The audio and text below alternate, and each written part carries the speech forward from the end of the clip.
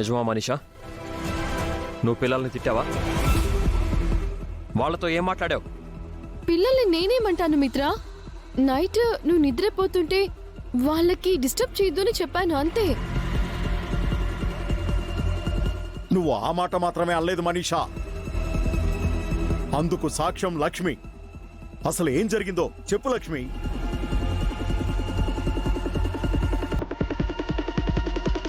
మిత్రని పెళ్లి చేసుకోబోతున్నట్టు మనీషా చెప్పిందా లేదా?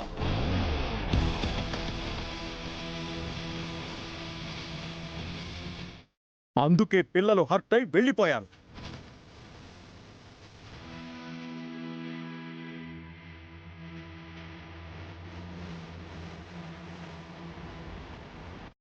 నేను అలా అనలేదు మిత్ర.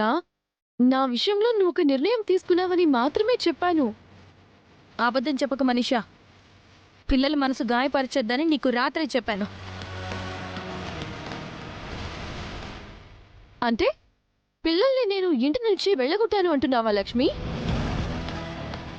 మిత్ర నన్ను ఎక్కడ పెళ్లి చేసుకుంటాడోనని ఇలా పిల్లల్ని దాచిపెట్టి డ్రామాలు ఆడుతున్నావా?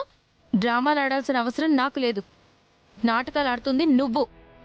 జరగని తప్పు జరిగిందని, రాని ప్రెగ్నెన్సీ వచ్చిందని ఆయన మంచితనంతో ఆడుకుంటున్నావు.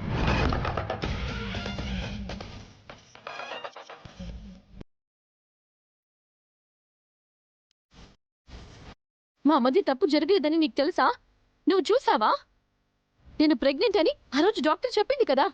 అబద్ధాలు చెప్పడం, దొంగ సాక్ష్యాలు సృష్టించడం నీకేం కొత్త కాదు కదా.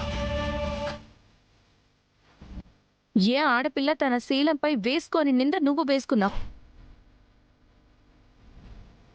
పెళ్లి చేసుకోకుండా తల్లిని చేశావని ఆయన్ని బ్లాక్మెయిల్ చేస్తున్నావు.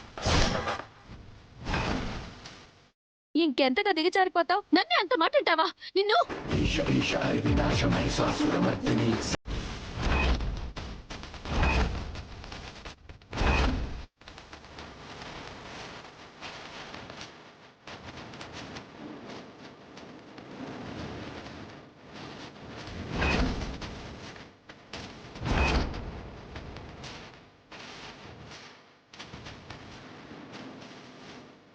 ఏంటి లక్ష్మి మీద చేయెత్తుతున్నావు?